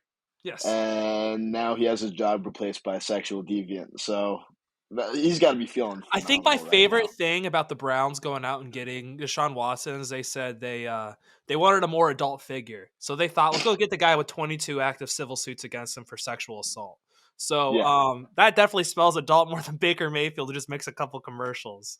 So shout out the Browns. It's a great franchise you got over there. It only fits that they're in the city that has a river that catches fire every once in a while. I think I really do believe. I don't think Deshaun Watson's going to play a single snap. It's what's the most Browns thing to happen. This is literally you can see this coming from a mile away. They get rid of the one guy to take him into the playoffs. They trade for Deshaun Watson, who minus the sexual assault stuff, like he is a top 5 quarterback. Oh, absolutely. But what's going to happen is there's going to be another accusation come out like the week before. And he's going to get that $283 million guaranteed and then never take a snap. Yep. And then the Browns are fucked for like 5 years just because of that. He's good. He's going to need that money for the civil suits, though. Like, there's no way he comes out of that squeaky clean like he did recently. So there was another article, too, right after he signed with the Browns where it was like, yeah, he really wanted to go to the Browns. He reached back out. Like, he wanted to go there. No, they gave him they literally guaranteed his entire deal. Like, he knows he's fucked. His lawyer knows he's fucked. The Browns didn't do their Browns like, yeah, we did our due diligence. We asked the lawyers and all that. No, they didn't. They were just like, they were desperate because Baker didn't want to play for them anymore because they pissed him off. So this is all leading down to the Browns going back to being the Browns, which you hate to see, but you also love to see because it's kind of funny watching it happen. The Lions, they Lions a lot, but they don't. That's the way the Browns are operating is just special. It's very special. So some other teams may pull a Lions every once in a while and have, bad run front offices or an off season, but no team Browns quite like Cleveland. It's just its own thing entirely, and it's heartbreaking but hilarious at the same time. You're watching the greatest of all time at Brownsing. Like they are. It's some GOAT level. I feel poor Stefanski, he's going to get murdered in Cleveland, but let's go ahead and move on from the Browns and let's go to UFC London. UFC London. You could probably say that was the best card of the year, hands down. I think that was absolutely by far the best card. That's not just like we joke, like you say recency bias, like everyone will say like, oh, that was the best fight, that was the best fight, that was the best knockout. Like that actually was by far the best card. We've had some lackluster ones lately, which probably helps out. But I mean, if you look at the fights, there was there's 3 decisions, and one of them was Fight of the Night with our boy Jack Shore and Valiev, which I found out literally that night that I was been saying Valiev's wrong the entire time, which that sucks. I thought I was smart. I thought I was smart by calling him Valiev. I'm like, that sounds Russian. Like, that sounds great. Like, nah, it's Valiev. I'm like, well, I'm a dipshit. But let's go ahead and give our bonuses before we kind of do our quick little recap of it. I'm going to go ahead and give my fight of the night. The casuals versus the hardcore fans. So you have the Patty Pimblett hype train, which is a lot of casuals. So let's just call it the way it is. Again, as we've said, I've seen, if you're on Twitter, you see a lot of people who know MMA. They're like, he's good, but he's not like top 15 good. Like he's a funny guy, which is what you should enjoy. Then you got like the Leah Tapuria hype trains, which he is a legit prospect. He has it all. Anyone else takes a shot he did, they're out. He ate it. He got wobbled, but he ate it. And then he ended up giving one of the most vicious knockouts I've seen in this past year. And then you got Jack Shore's hype train, which he almost got his first knockout in the UFC. You can see the hands are getting better. All the hype trains were going crazy, but like you have those people like the hardcore who are like the Jack Shore, Ilya Topuria guys against the Paddy Pimblett hype trains. So you have them all kind of going together, like who's the actual real prospects and all that other kind of stuff. So that is my fight of the night, was the casuals versus the hardcore fans. Yeah, so my fight of the night was Ilya versus Doubt, because, after that shot to the face, everyone would have thought, okay, there goes his undefeated record in the UFC. Over, done with. And as you said, got back up and just delivered one of the meanest knockout punches I have seen Lifeless. in my Lifeless. Yeah. Dude's eyes were open and everything. Those are the scary ones. So you see like the eyes open, mouth like all dangly and shit. Like those are the scary ones. Yeah, and that flurry leading into it was just a quick right, left, right, and then bam, out. The crazy thing too in that fight, I was like nervous for him. Like, why are you still swinging and banging? Just take him to the ground. He doesn't have anything on the ground on you. But hey, I mean, he knows better. He's the fighter. I'm just the guy watching at home. The length scared me, but he did it again. I love Aaliyah. He's the truth. He is the truth. So like, move on to my performance of the night. Kind of already talked about it. Violence is all over the place. You had that knockout. You had the Molly McCann knockout, which again was the spinning back elbow, which is like the 4th, I think, ever in UFC history. That was filthy. The Allen Dan Hooker fight was literally fireworks for like the 3 minutes it was on. It was just haymaker, haymaker, haymaker, haymaker. The Paul Craig Krilla fight, literally Paul Craig is getting his shit rocked, and then he just submits Nikita. So like this entire card, violence was all over the place. Fucking loved it. Again, like saying it's a card of the year, like it sucks it's this early because it's probably not going to end up being card of the year, but it really is card of the year. It's going to end up being card of the year, in my opinion. For our show, it will be. Yeah, definitely. So my performance bonus goes to knockout of the year candidates, because as you mentioned earlier, yes, we had 2. Like it's rare to even get 1 on one card, but 2, that's insane. Especially that McCann one right after Ilya's. Like they were back to back. That's a hell of a show, and that's why it was card of the year. It just kept giving. Like so many highlights we're gonna see the entire year. Which let's just kind of go. So we're gonna do a quick thing through the card, make it nice and quick. Muhammad Makayev, like we haven't even said a word about that guy.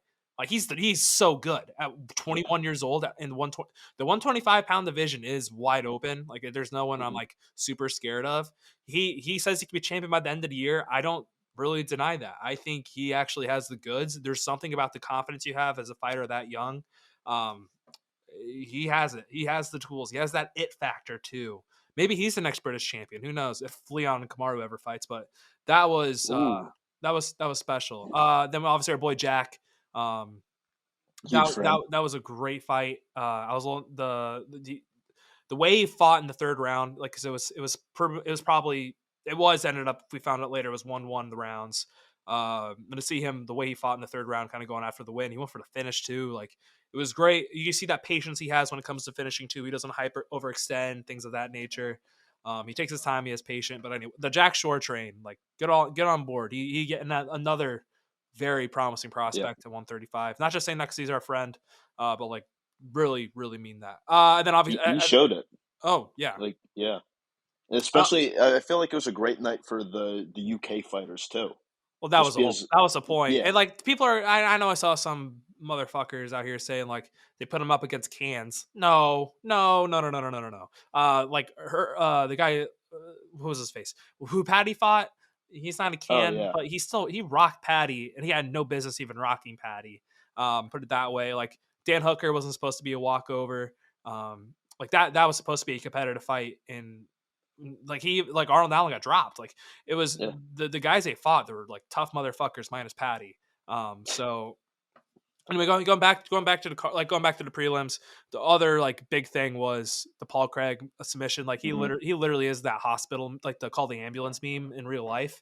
Every fucking fight he's getting his shit rocked, and then he pulls out some meme triangle or some meme like armbar and breaks his arms. Like it is a crazy, like how it makes no sense how he wins. Has no business winning and just pulls him off. But again, that's how the fight game works. Like you can literally, It's like the touch of death, like Derek Lewis has. He'll be like getting pieced up by Curtis Blades, and then Curtis Blades makes one mistake and he gets knocked the fuck out. Paul Craig has that with submissions, which is remarkable, very impressive. And then let's kind of go through the main card. We've talked a lot about Aaliyah, but again, hop on the train. He's the truth. He really is the truth. God damn, that knockout power, man. That was crazy. He moved up a weight class and did that too. That's just even crazier. Damn. And no one's even talking about the fact that he moved up a weight class and had a knockout like that. Jesus, that's absurd. The McCann knockout, and again, it was impressive. Like I actually stopped watching to watch college basketball. Like I was not paying attention. Then all of a sudden I looked down and she's out there with a fucking fake replica UFC belt, which back to the haters. Back to the haters I talked about earlier. Like I'm cool with that kind of stuff. If you're like to Chael Sonnen when he did it, for instance, he beat Anderson Silva until Anderson Silva got like the miracle triangle at the very end of their fight. This case, she's not ranked, not fighting a ranked fighter, fighting someone she's supposed to beat and having the UFC belt. That's why it's like considered kind of try hard cringy, is because you're not really a contender yet. You're not even ranked. And I get it. You're in London. It was a great win. Atmosphere was electric, but if she won a decision, is she getting that belt? That would have been pretty cringy. That would have been pretty cringy. That would have been bad. That would have been very cringy. Gunner. That was nice to see him come back, get a pretty dominant victory. It'll be interesting to see how he does against, some real top level competition in the welterweight division. Patty, I can't wait. I bet against him to lose by knockout, but I also bet on him to win by sub. But I'm just gonna keep betting against him to lose by knockout because he keeps getting pieced up. And the minute he fights someone like serious, dude, he's fucked. He's getting hit by the guys he's supposed to walk through. If he actually steps in the cage with Aaliyah, it's over within they're never gonna do it. And even Aaliyah knows it. Aaliyah's actually, he was asked about it. He's like, no, not unless Dana White puts a gun to his head. He knows it. It's Patty's gonna make the UFC a lot of money. They don't want to put him up against a guy like Aaliyah this early. And then even Patty kind of was like, I want more zeros in my contract. We'll see what happens. Eventually, he's gonna have to fight someone for real. It's gonna be an ugly day when that happens. Yeah, because once you get up in that lightweight division, as we said in the preview, like he's gonna have to fight a McKinney, a Dober, a Riddell, one of these guys like that are kind of like on the border of the rankings. You're not gonna walk through those guys. Like those guys hit like a truck and they have good takedown defense. Like Dober has great takedown defense, and McKinney, even though we say he's first minute McKinney, you have to survive that first minute, and I don't think Patty Pimblett can survive the first minute McKinney madness. So I would love to see that. Terrence wants it. I'd love to see that. But will we see it? Probably not. Probably not. I don't know. I legitimately don't know who they put up against him because I didn't think Vargas would be a guy Pimblett would fight, but it is what it is. It is what it is. Move on to the next fight. I think I found our next guy to fight Calvin. Arnold Allen. Arnold Allen calls out Calvin Kattar. Calvin's manager Tyson was pretty like they're all about it. Those guys are all about fight anyone, anywhere. So maybe Arnold Allen next. Dan Hooker, it sucks to see him lose like that. People calling for him to retire. Let's chill out. He fights like the highest level competition imaginable. He is 1-4, but he's fought some fucking killers. It's like he's fought. Oh my God, he's fought Islam Makhachev, who's considered maybe the best 155er. He fought Arnold Allen, Dustin Poirier.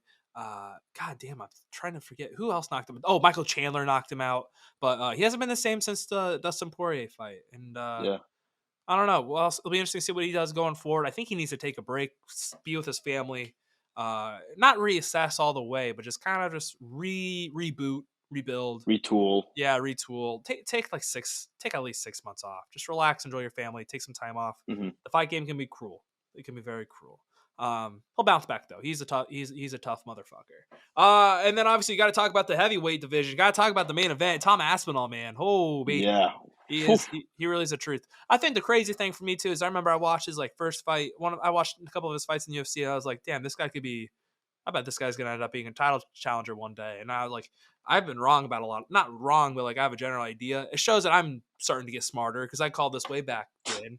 So that makes me feel good. So no, but I was shocked to see it happen that fast. It really wasn't even close, and that was the crazy part. It really wasn't even close. Man, almost got stuck in Russia for that. Yeah, for real. Volkov really is. He is a gatekeeper. But I want to see Aspinall against another True Blood. Like I would not sound crazy. Aspinall versus Derek Lewis. Fuck, that might be a good one. It'd be fun because you can see Aspinall go up against somebody who has knockout power. Volkov has knockout Yeah. power, like every heavyweight does, but Derek Lewis has that like touch of death power. And it's like I feel like even though Lewis isn't Francis Ngannou, but he has that kind of power Ngannou has.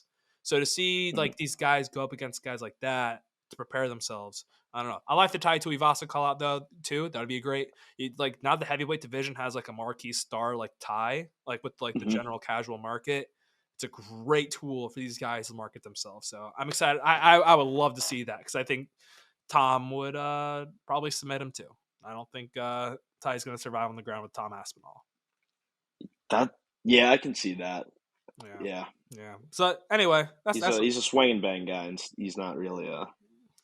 Tom is so technical. Yeah, he's so technical. When him and Gon fight, like you see this all over the place. They're like, this is going to be the most technical fight of all time. Yes, it will be, which probably means the first fight. They're probably going to fight multiple times. The first time Gon and Aspinall fight, I bet some meme shit happens where it's just like they just fucking swing on each other. Just, fucking gorilla shit. Double KO. Maybe, dude. One day. One day. It's bound to happen. I got to predict it again. I haven't predicted it since the very beginning of the year. But that's the show. Friday at the minimum, we got Brian Kelleher. We're working on getting Aaliyah Tapuria coming on the show again. So at the minimum, we got that. We got a lot of stuff coming up. Anyway, so yeah, that's what we got for the week. Enjoy the week. Got college basketball coming up again. So listen to like Titus and Tate. That's my favorite college basketball podcast. They talk a lot about college basketball. Listen to them talk about it. So anyway, that's the show. See you guys.